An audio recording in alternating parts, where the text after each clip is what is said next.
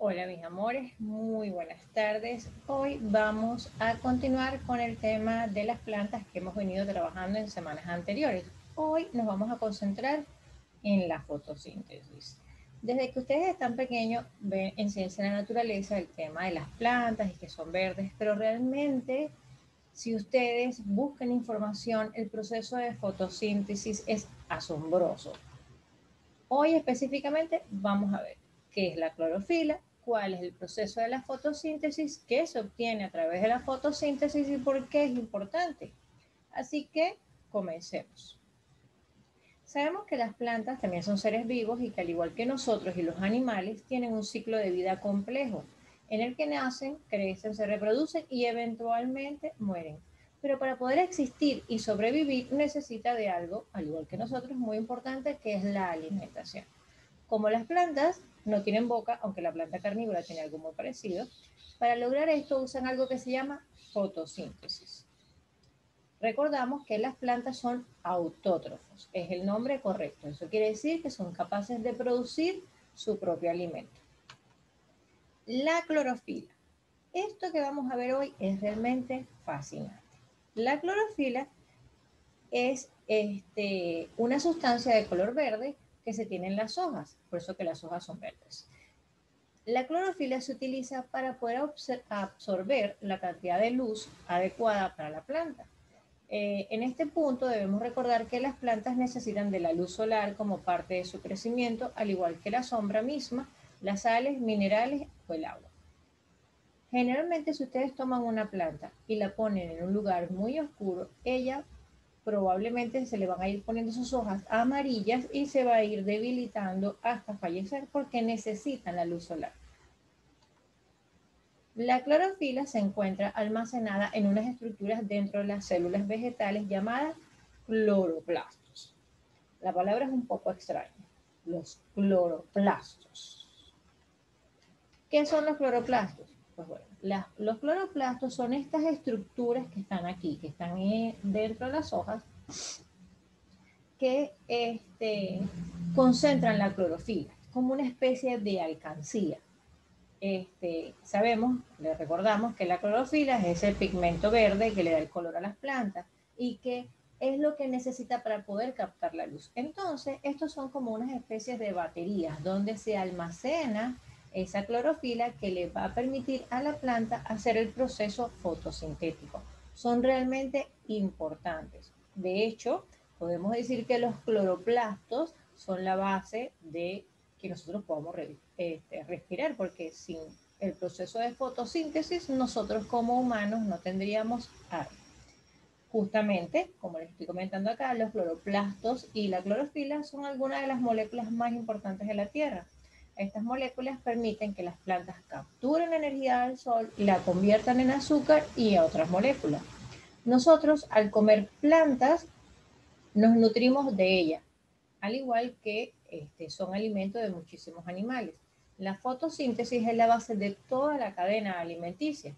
Para hacer esto posible, la clorofila, que es el pigmento verde que está en las plantas verdes, ayuda a la mayoría de la vida en la Tierra. Nosotros nos alimentamos de la carne de algunos animales. Esos animales a su vez pueden alimentarse de otros animales o de plantas. Pero todo el proceso alimenticio, absolutamente todo, de cualquier ser vivo, comienza con una planta. Por eso es tan indispensable que las plantas puedan hacer fotosíntesis y continuar entre nosotros. Pero hablemos específicamente de qué es la fotosíntesis. Es un proceso a través del cual las plantas toman la luz solar y producen sus sustancias alimenticias a partir de convertir el dióxido de carbono y el agua. Este proceso de la fotosíntesis, para que ocurra, las plantas deben estar en presencia de luz, especialmente la luz solar. El proceso se lleva a cabo según una serie de pasos. Estos son: las raíces absorben el agua y los minerales del suelo que suben por el xilema hasta las hojas. Eso lo conversamos en la clase anterior. La clorofila, que está almacenada en los cloroplastos de las células de las hojas, absorbe la luz solar. El dióxido de carbono entra a la hoja por los estomas. Cuando se juntan todos esos elementos, empieza el proceso. Además que tenemos que la clorofila, cuando está activada por la luz solar, rompe las moléculas de agua que ya obtuvo y separa el oxígeno del hidrógeno. Esto se combina con el dióxido de carbono para formar moléculas de azúcar, que son las transportadas por el floema para ser almacenadas. Recuerden que los elementos básicos vienen por el xilema y cuando ya son transformados bajan por el floema. El oxígeno se libera a la atmósfera en forma de gas por los estomas de las hojas, porque resulta que la planta no lo necesita. Lo que simplemente es toma el hidrógeno y libera el oxígeno para poder hacer su proceso. Aquí pueden leer con calma y con detalle cuando vayan a repasar el tema todo el proceso a través del cual las plantas realizan su fotosíntesis. Ahora bien, se realiza la fotosíntesis y ¿qué se obtiene? Bueno, resulta que gracias al proceso de la fotosíntesis se producen carbohidratos o azúcares. Dentro de esos azúcares, la sacarosa sirve para almacenar la energía en distintas partes de la planta. Como vimos en la clase anterior, la caña de azúcar o la remolacha almacenan gran cantidad de sacarosa. De la sacarosa, de hecho, obtenemos el azúcar que nosotros consumimos. La celulosa, que forma parte de las estructuras vegetales como el tallo, las hojas o las raíces, son muy necesarias porque además se utilizan para elaborar tela o para elaborar papel. El almidón, que sirve de sustancia energética de reserva, como en el caso de la papa, pero también se encuentra en las semillas, en las raíces, los frutos y los tubérculos. Y evidentemente, uno de los elementos más importantes es el oxígeno. El oxígeno generado por las plantas en la fotosíntesis se libera en la atmósfera terrestre y la mayoría de los seres vivos empleamos este gas para respirar. Entonces, resumiendo, gracias a la fotosíntesis se produce energía química que le emplean tanto las plantas como otros seres vivos para crecer. Nosotros, al alimentarnos de ellos, pues también nos aprovechamos de esa energía. Produce oxígeno, que es un gas indispensable para nuestra supervivencia. Reduce la contaminación de la atmósfera y además favorece la disminución del calentamiento global. Aquí les dejo como a través del dibujo en los procesos que hace la planta durante el día y durante la noche, que los vamos a profundizar en la clase que viene con la que cerramos el tema de las plantas. Algo que no sabía y que descubrí preparando la clase para ustedes es que los pinos y otros tipos de coníferas, que son la familia, han evolucionado para crecer en forma de triángulo. Y ese crecimiento en forma de triángulo básicamente es para que las hojas que están más arriba, que son las más cortas, y las que están abajo, que son las más amplias, todas reciban luz. Al todas recibir luz, pues simplemente el proceso de la fotosíntesis se puede dar con mayor facilidad. Ello permite producir energía suficiente para crecer todavía más alto. Si ustedes ven cualquier tipo de conífera, la gran mayoría y la mayoría de los tipos de pinos son sumamente altos, pero porque su proceso de adaptabilidad ha desarrollado esa herramienta de crecer de esa forma, de manera tal que puedan estar expuestos a la luz solar y hacer su proceso fotosintético de manera efectiva.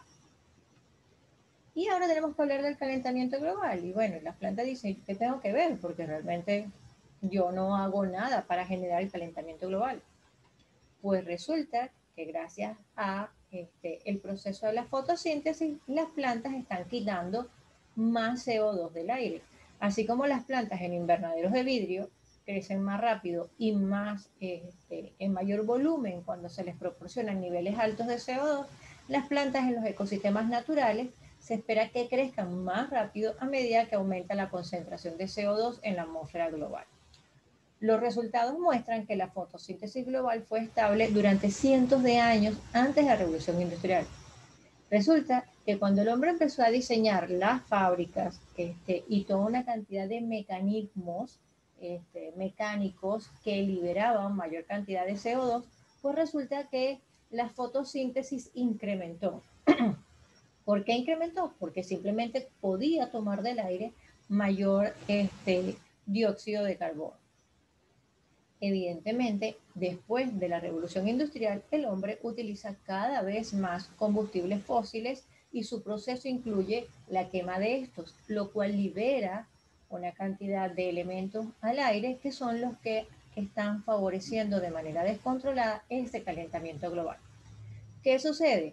Las plantas dicen, bueno, ahora tenemos más, pero es demasiado. Por más que las plantas estén en proceso de generar más, de crecer más o de haber mayor cantidad de ellas para hacer ese proceso de fotosíntesis para liberar más oxígeno, la cantidad de combustibles que nosotros hacemos contaminantes que liberamos al aire simplemente no le permite a las máquinas, a las matas, a las plantas llevar el ritmo. Aquí les dejo una imagen que realizó Kino. El año pasado vimos a Mafalda. Kino no solamente creó Mafalda, sino que él se abocaba a representar imágenes vinculadas al desempeño humano, la parte de política, la parte social, y criticaba muchas situaciones a través de sus imágenes, como en este caso que hace una fábrica, una construcción que está liberando una cantidad de gases al aire y que además está talando una gran cantidad de árboles. Y la presentación de la construcción dice, seguimos construyendo la destrucción del futuro. Rogamos sepan disculpar molestias. Evidentemente, si el ser humano sigue trabajando de una manera tan descontrolada en contra de la naturaleza, probablemente no tendremos planeta para vivir en las próximas generaciones. Así que hay que cuidar el planeta porque es de todos. Entonces decimos, bueno, no hay solución, solamente están las personas que son inconscientes. Pues resulta que no, hay un grupo de personas que están abocadas a ayudar al planeta, a las plantas, a que simplemente el proceso sea natural y sea positivo. Entre esos proyectos están estos árboles artificiales en Singapur que son asombrosos. Si ustedes ven con detalle, miren el tamaño de las personitas en el puente. Estas construcciones de árboles artificiales no es algo de adorno. Resulta que esto que es llamado el Jardín de la Bahía es un bosque artificial que ocupa 40 hectáreas, tiene 18 árboles artificiales y más de 226.000 plantas que han sido llevadas a Singapur desde diferentes partes del planeta.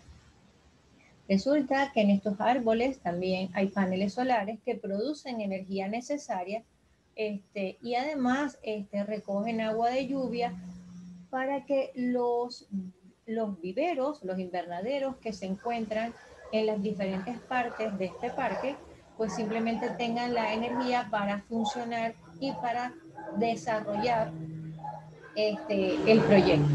Estos invernaderos disponen de espacios con diferentes climas, porque al llevar plantas de diferentes partes del mundo necesitan como crear ambientes ficticios para que la planta se desarrolle y pueda continuar creciendo. Es un proyecto asombroso y hay otros proyectos, lo que pasa es que este ya se cristalizó, hay otros proyectos a nivel mundial que están buscando crear plantas artificiales o maneras de ayudar a esta parte tan indispensable para nosotros, que es la parte vegetal, para que nuestro planeta se recupere.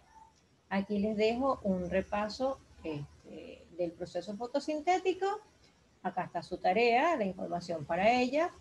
Y esto es todo por hoy, así que muchas gracias por su atención, chicos. Nos vemos en la próxima semana. Los quiero mucho. Cualquier duda, por favor, me escriben.